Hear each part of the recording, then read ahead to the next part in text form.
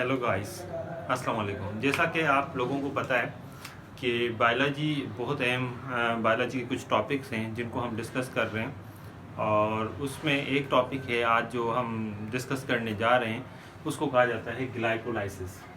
तो ग्लाइकोलाइसिस सबसे पहले तो पता होना चाहिए आपको कि ग्लाइकोलाइसिस है क्या। बेसिकली तो ग्लाइकोलाइसिस को अगर हम कहें तो ये दो अल्फाज से मिलके बनता है, एक ग्लाइको दूसरा लाइसिस। एक ग्लाइको और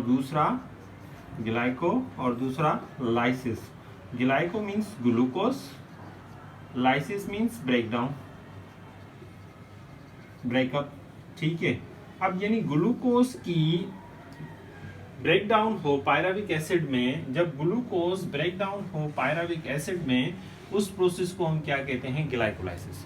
जब ग्लूकोज ब्रेकडाउन हो रहा है पायराविक एसिड में तो उसको हम क्या कहेंगे? ग्लाइकोलाइसिस। अब सवाल ये पैदा होता है कि आइदर ये जो स्प्लिटिंग हो रही है, ब्रेकअप हो रही है ग्लूकोज से पायराविक एसिड में, तो इसके कुछ स्टेप्स हैं। उस स्टेप्स को आज हम देखेंगे कि किस तरीके से वो पायराविक एसिड बनता है और किस तरीके से वो प्रोसेस होता है। सबसे पहले हम अगर बात करेंगे ग्लूकोज की, तो ग्लूकोज में आपको पता है कितने कार्बन होते हैं? फर्स्ट स्टेप में 6 कार्बन होते हैं ग्लूकोज के, और उस 6 कार्बन को अगर हम नोट करें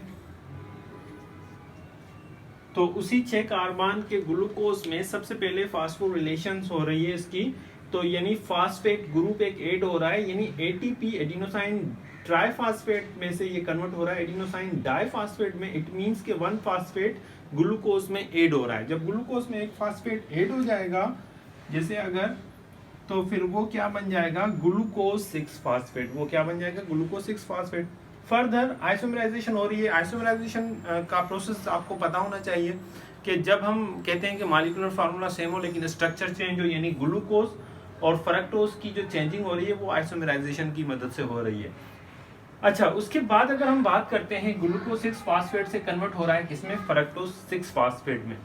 फ्रक्टोज 6 फास्फेट में से फिर कन्वर्ट हो रहा है ये किसमें? Fructose 1,6 diphosphate. यहाँ पर एक और फास्फेट उस प्रोसेस में ऐड हो रहा है, यानी पहले 6 पे एक फास्फेट मौजूद था, अब उसमें फर्स्ट पे भी एक फास्फेट आ गया, तो ये यानी क्या हो गया? 2 फास्फेट हो गए, तो इसको हम नाम क्या दे रहे हैं? Fructose 1,6 diphosphate. यहां से क्या होगा? स्प्लिटिंग होगी, फ्रक्टोज ब्रेकअप होगा, यानी 1 2 3 इसको सेपरेट कर लेंगे, इसको सेपरेट। तो जब फ्रक्टोज 1,6 डाइफॉस्फेट को ब्रेकअप होगा फास्फोग्लाइसिल एल्डिहाइड 3 कार्बन में, और दूसरी जानिब डाइहाइड्रोऑक्सी एसीटोन फास्फेट में। फर्दर फास्फोग्लाइसिल एल्डिहाइड आगे मूव करेगा 1,3 बाय फास्फोग्लाइसरिक एल्डिहाइड, और उसके बाद जब फास्फोग्लाइसरिक एसिड में कन्वर्ट हो जाएगा। इस तरीके से ये एंजाइमेटिक स्प्लिटिंग के बाद 3 के बाद वो बनाएगा 2 के बाद बनाएगा फास्फोइनोल पायराविक एसिड। फास्फोइनोल पायराविक एसिड के बाद फाइनली क्या बनाएगा? पायराविक एसिड। अब यहाँ पर एक अहम चीज को ये है कि हम जो फास्फेट ग्रुप इधर दे रहे हैं वो कितने दे रहे हैं? 2 दे रहे हैं, जबकि हमें टोटल एटीपी जो मिल रहे हैं वो कितने मिल रहे हैं? 4।